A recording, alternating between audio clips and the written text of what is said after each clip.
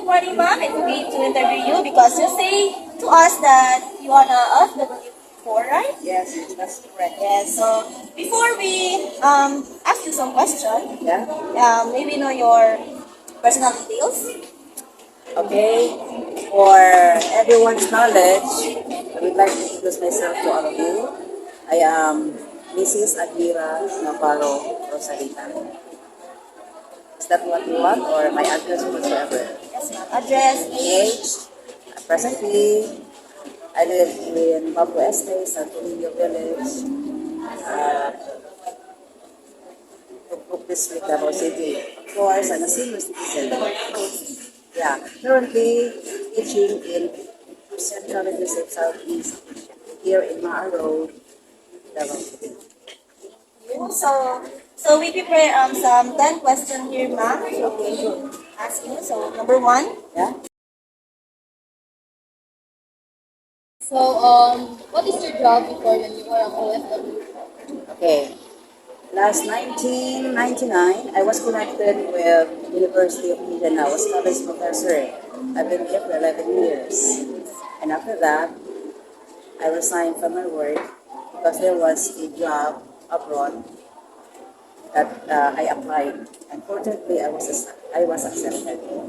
But before that, I was connected with radio station DXUM for 24 years as a as a traffic manager, radio announcer, drama talent, sales executive.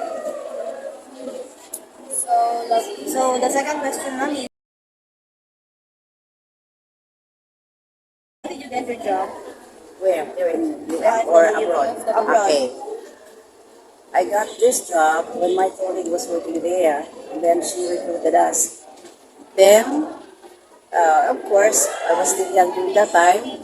The salary was so captivating, attractive. Okay, for someone that wants, that wishes to have a comfortable life. Yes. Although I have a job here in Philippines in UM, but sometimes it have some wishes in life that you cannot actualize if you are just here. Say for example, if you want to live in a very decent live dwelling or subdivision or something to buy a car or whatsoever, so you need to work in order to attain that goal, that wishes in life. So that's the reason why I resigned from my teaching job in UM, and I worked in Libya, northern part in Africa. So the third question, what motivates you to work outside of home? Okay, I repeat, what motivated me is because the high salary was so attractive. So that's the reason why it really motivated me. Aside from that, it is a new environment for me to teach. Teaching other nationalities and other students. Say for example, I will just give you some, say for example, Malaysians, Jordanians, Iraqis, Libyans, Sudanese, and also I came along with different nationalities, teachers, foreign teachers who have different nationalities, also Filipinos, the same with me as a Filipino. So the fourth question now is, what are your plans after working overseas? I resigned from being an OFW or university lecturer last 2020 because of my family. I've been working for 44 years.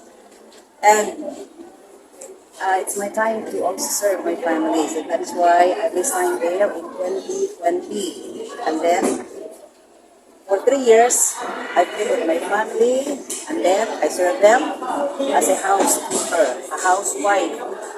I cook, I clean the house, I wash dishes, because my family is not money at all that you want in life. Sometimes family should also be prioritized. So that's the reason why that I resigned from my job abroad, and then I served my family for 3 years, because 44 years I've been out from the house. Yes. So 3 years I stayed in the house, okay, being a housekeeper. Usual chores, household chores that I've done. But after 3 years, passion of teaching came to me. So that's the reason why I'm now connected with the Christian colleges of Southeast Asia. Nice. So the fifth question, ma'am.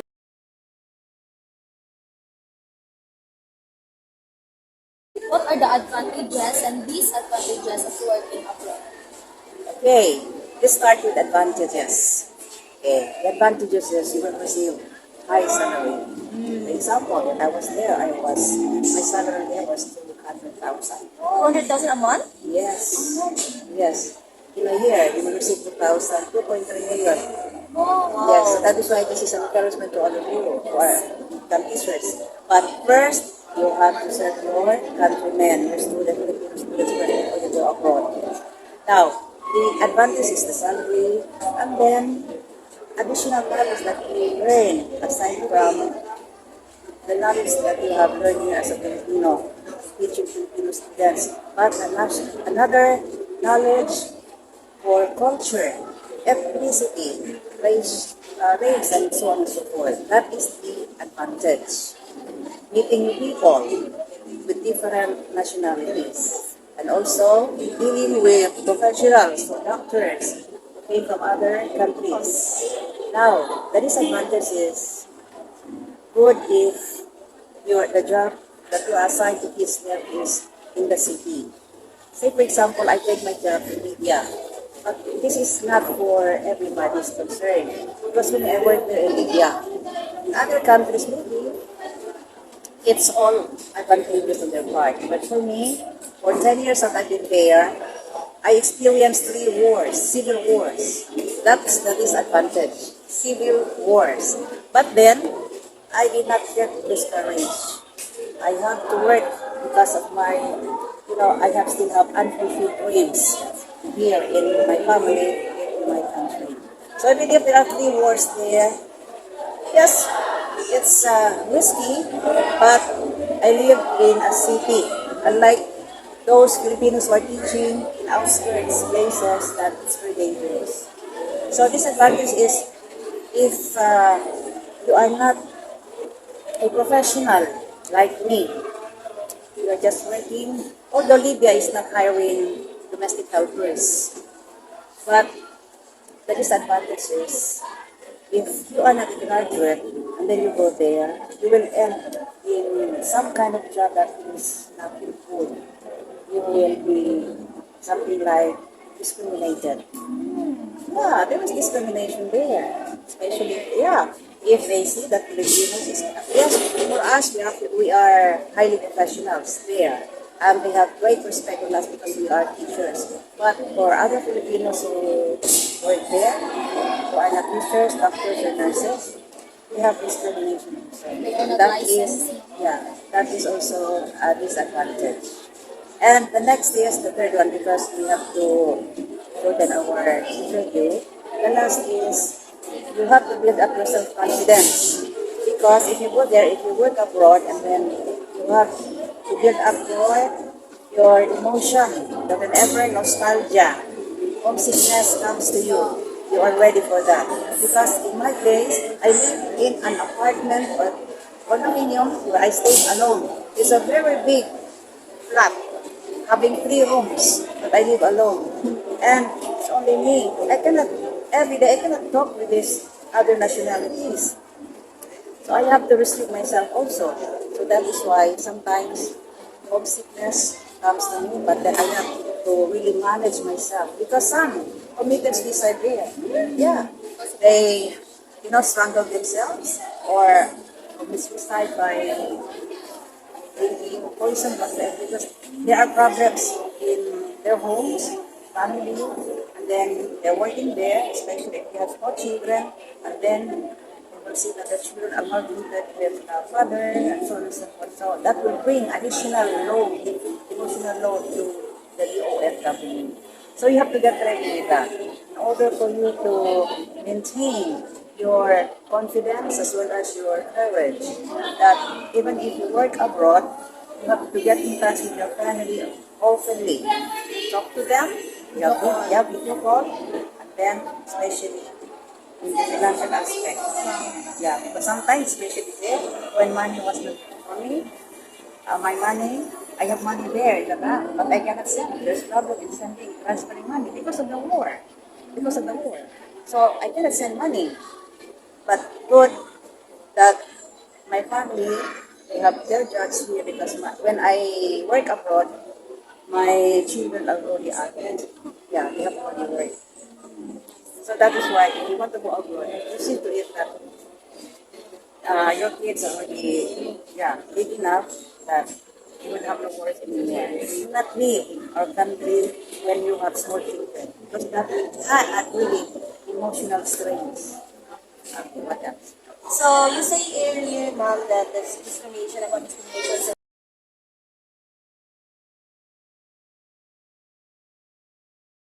So have you ever encountered discrimination? Yes, many times. Why?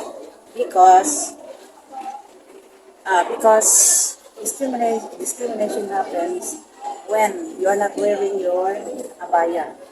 Yeah, abaya is the national dress of the Indians there. Because we live in a Muslim country, so we need to cover our hair with hijab, and then we have to our dress should be very long, and then with gloves, yeah, and then the pants should not be very fitting, and then your dress should be very loose. You will not be discriminated there. But if the people living there, if they see that what kind of teacher is like that, they will mock at you. They will discriminate. Yeah. So that is why before we were dispatched to our respective schools, there was an orientation that we need to have that hijab, we have to wear that, and then we have to wear those dresses. And then we call that abaya. They call it cover. Yes, the one that Muslim students. Yeah, the one that they're wearing. So the second question.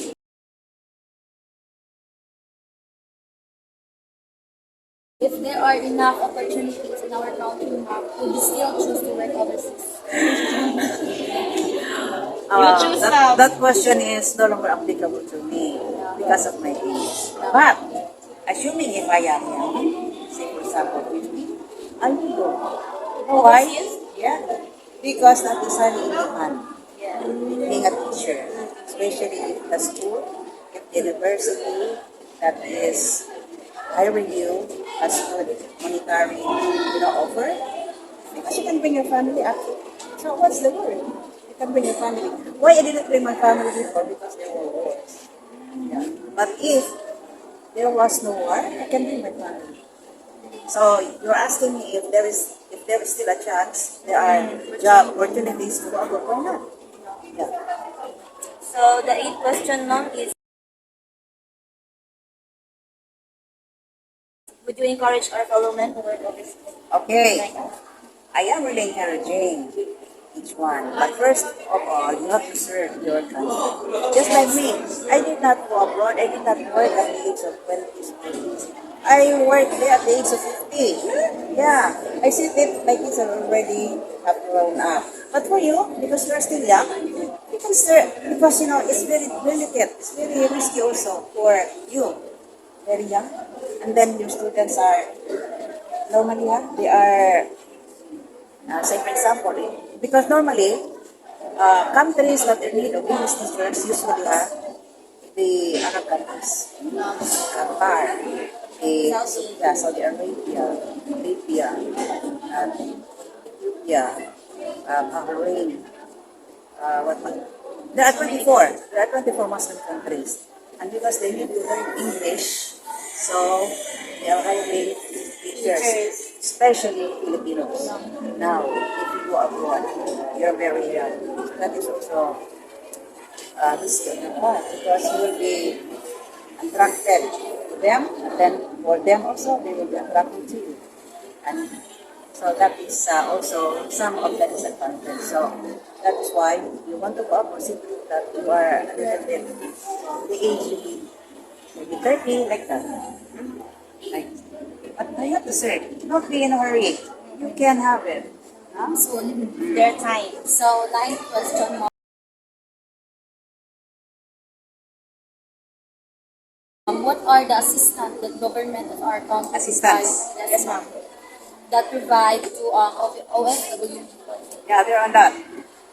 Okay, the assistance, we call that Balik Manggagawa program. So, because there was war there, and I was able to my fare back and forth was being funded by, yes, I did not pay, it was being funded by the government. So you save Yeah, money, yes, because the assistance of the government. yeah, and then I was given also money. Then also, if you already arrived here, you will be offered work. Yeah, work. But for me, I have to wait for 1 year, and I cannot wait for that anymore. So that is why I applied for some business where I landed here in CCSC. But they offered a lot. Business, loans, uh, scholarship for the children. But my children already grown up. They have finished their studies. And All of them. yeah, and also class assistance. There are so many privileges if you are not with them. So the last question, ma'am, that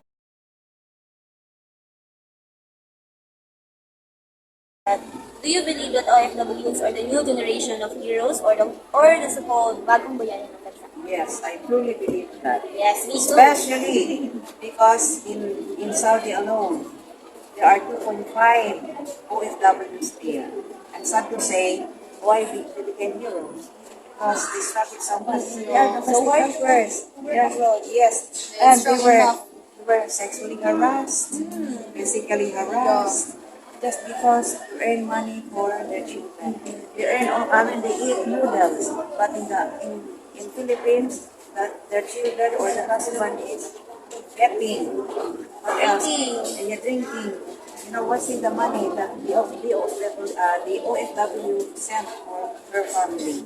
But the OFW is not working so hard. So that is why I myself, I am one of those, and I have to say that OFWs are really heroes. Heroes in what sense? Our tax, our salaries. We are sending tax. We are giving. We are helping the government here. From the remittances that we send here, there is a portion that is tax there for the government. We are helping the government in terms of taxes. So that's all, ma'am. So thank you for joining us, ma'am. Thank you very much. Thank you. Bye. To all of you Valdez and also to Bauxit, I encourage you to study and finish your studies and then also have a work. Yeah, you claim that from God. Also, you have to work hard for that. Because if that you know, you have to also work for that. No? So I expect that 2 years from now, you will be the same. Not only that you will have to gain that being a licensed teacher, but you have to strive more. Yeah. Aside from a licensed teacher, you have to go higher, take the masteral degree, and then the doctoral degree, and so on. So you have to elevate yourself professionally. Okay? So that might be for you. Thank you, ma'am. Bye. Bye.